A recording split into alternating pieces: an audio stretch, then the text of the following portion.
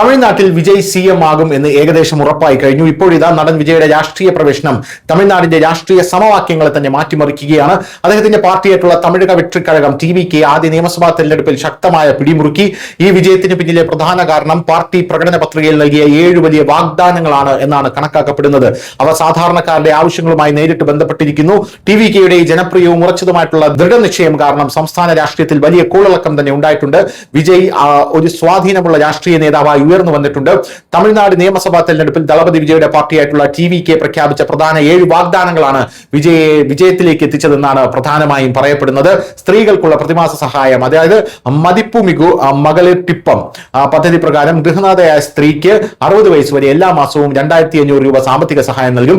സൗജന്യ ഗ്യാസ് സിലിണ്ടറുകൾ നൽകും. അതായത് അന്നപൂർണി സൂപ്പർ 6 സ്കീം പ്രകാരം ഓരോ കുടുംബത്തിനും പ്രതിവർഷം 6 LPG സിലിണ്ടറുകൾ സൗജന്യമായി നൽകും. കന്യാദൻ സഹായം, അതായത് അണ്ണൻ സീർ ടിപ്പം പദ്ധതി പ്രകാരം പെൺമക്കളുടെ വിവാഹവേളയിൽ 8 ഗ്രാം സ്വർണവും ഒരു പട്ടുസാരിയും സമ്മാനമായി നൽകും.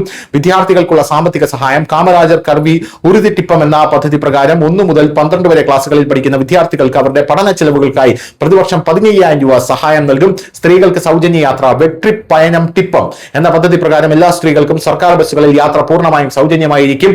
തൊഴിലില്ലായ്മ വേതനം, വിദ്യാസമ്പന്നരായിട്ടുള്ള യുവാക്കളെ സഹായിക്കുന്നതിനായി ബിരുദധാരികളായ യുവാക്കൾക്ക് പ്രതിമാസം 4,000 രൂപയും ഡിപ്ലോമക്കാർക്ക് പ്രതിമാസം 2,500 രൂപയും തൊഴിലില്ലായ്മ വേതനം നൽകും. കർഷക കടൽ എഴുതിത്തള്ളൽ, 5 ഏക്കർ വരെ ഭൂമിയുള്ള ചെറുകിട കർഷകരുടെ മുഴുവൻ കടവും എഴുതിത്തള്ളും. അതേസമയം 5 ഏക്കറിൽ കൂടുതൽ ഭൂമിയുള്ള കർഷകരുടെ കടത്തിന്റെ 50% എഴുതിത്തള്ളുമെന്നും വാഗ്ദാനം ചെയ്തിട്ടുണ്ട്. News desk news India Malayalam.